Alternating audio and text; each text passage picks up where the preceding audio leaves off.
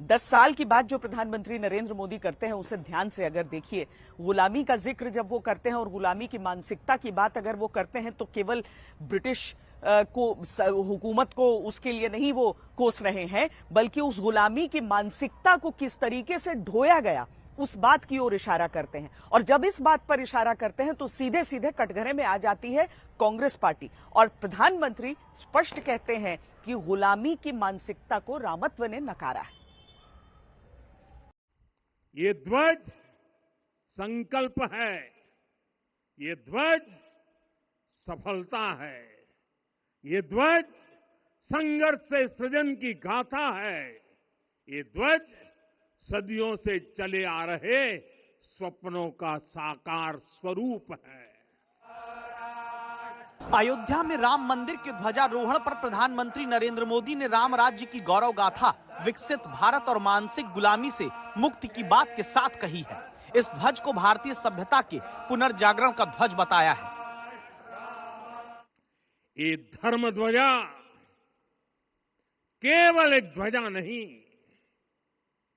ये भारतीय सभ्यता के पुनर्जागरण का ध्वज है। पुनर्जागरण के बाद यूरोप पहले से ज्यादा आधुनिक बनकर उभरा था, तो सवाल है कि क्या भारत भी वैसे ही दौर से गुजर रहा है, और इसका लॉर्ड मैकाले से फिर क्या रिश्ता है, जिसके बहाने प्रधानमंत्री नरेंद्र मोदी लगातार कांग्रेस को गुलामी की मानसिकता में डूबा कहते हैं।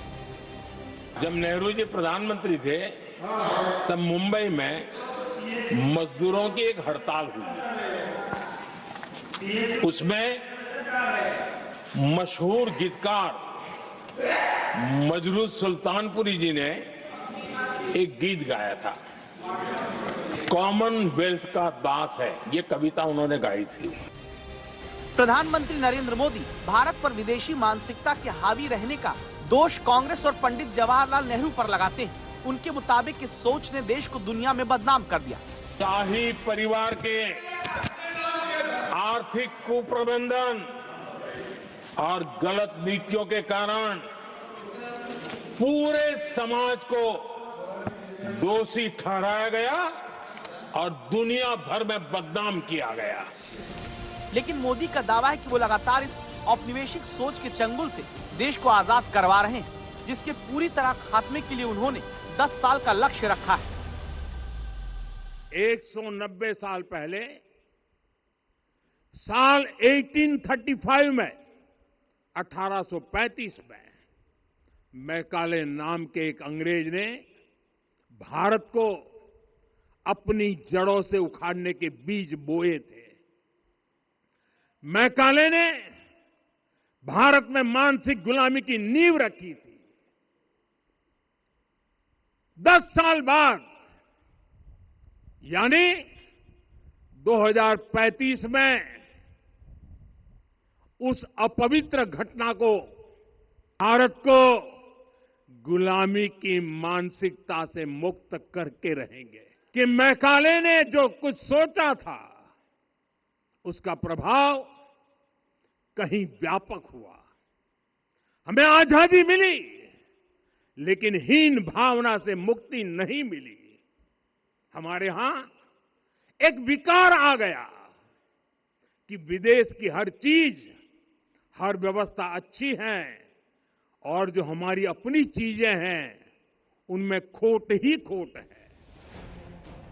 लॉर्ड मैकाले पर आरोप लगता है कि उन्होंने ऐसी शिक्षा व्यवस्था बनाई जिससे गुलामी की मानसिकता को बढ़ावा मिला।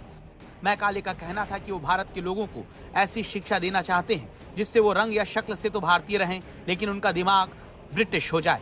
आजादी के बाद भी ये शिक्षा व्यवस्था चलती रही, जिसने काम की कुशलता के आधार पर आंकने वाली वैदिक शिक्षा व्यवस्था को खत्म कर रट्टा मारकर नंबर लाने की प्रथा की शुरुआत कर अंग्रेजी को संस्कृत और दूसरी भाषाओं पर तरजीह दी। प्रधानमंत्री के मुताबिक इसी मानसिकता के प्रभाव ने अपनी चीजों में खोट निकालने की ऐसी प्रथा की शुरुआत की जिसने भारत को आजाद होकर भी आजाद नहीं होने दिया, और इसी गुलामी के प्रतीक ने रामत्व को नकारने की हिम्मत दी। आरजेडी कांग्रेस के नेताओं को राम मंदिर के निर्माण से भी परेशानी है। आपने कभी ये आरजेडी वालों को, कांग्रेस वालों को राम मंदिर जाते देखा क्या अयोध्या में? नहीं, क्योंकि उन्हें डर है कि अगर वे अयोध्या में प्रभु श्री राम के दर्शन कर लेंगे तो उनकी वोट बैंक नाराज हो जाएगी। पिछले साल जनवरी में प्राण प्रतिष्ठा के बाद से राम मंदिर के दर्शन के लिए 6 करोड़ 65 लाख से ज्यादा लोग अयोध्या जा चुके हैं। आरजेडी कांग्रेस के लोगों को विदेश में घूमने की फुर्सत है, लेकिन 500 साल के इंतजार के बाद जो भव्य मंदिर बना उसे देखने की इनकी इच्छा नहीं होती है। बहुत सारे जानकार राम और राम मंदिर को लेकर कांग्रेस की तरफ से जाने अनजाने बयानों को उत्तर भारत में उसके पतन के लिए जिम्मेदार कहते हैं। मोदी ने इसे गुलामी की मानसिकता से जोड़कर और गहरा करने का प्रयास किया है। नेताजी सुभाष भारत की विरासत पर गर्व करते थे और भारत को जल्द से जल्द आधुनिक भी बनाना चाहते थे। अगर आजादी के बाद हमारा भारत सुभाष बाबू की राह पर चला होता तो आज देश कितनी ऊंचाइयों पर होता। लेकिन दुर्भाग्य से आजादी के बाद हमारे इस महान नायक को भुला दिया गया। साल 2014 के बाद से नरेंद्र मोदी सरकार की तरफ से लगातार गुलामी के प्रतीकों को बदलने का दावा होता आया है, जिसमें किंग्सवे यानी राजपथ का नाम बदलकर कर्तव्य पथ करना हो, इंडिया गेट पर जॉर्ज पंचम की मूर्ति की जगह नेताजी की मूर्ति लगवाना हो, नौसेना का ध्वज बदलना हो या फिर पीएम आवास के नाम को 7 रेस कोर्स से 7 कल्याण मार्ग करना हो। मोदी सरकार आम बजट में रेल बजट के विलय और फरवरी के आखिरी की जगह 1 फरवरी को बजट पेश किए जाने को अपने इसी प्रयास से जोड़ती है। जन जन की पीढ़ियों की परंपरा से बना हुआ देश है। ये देश किसी परिवार की जागीर नहीं है। हमने मेजर ध्यानचंद जी का नाम पर खेल रत्न का पुरस्कार कर दिया। अंडमान में नेताजी सुभाष के नाम पर, स्वराज के नाम पर हमने द्वीपों का नामकरण किया। हमें गर्व हो रहा है।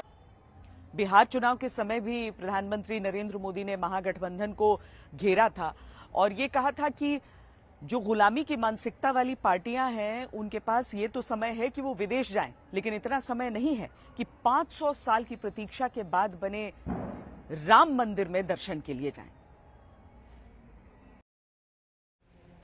गुलामी मानसिकता के बहाने कांग्रेस और नेहरू गांधी परिवार पर हमला करने के पीछे बड़ी राजनीतिक वजह है।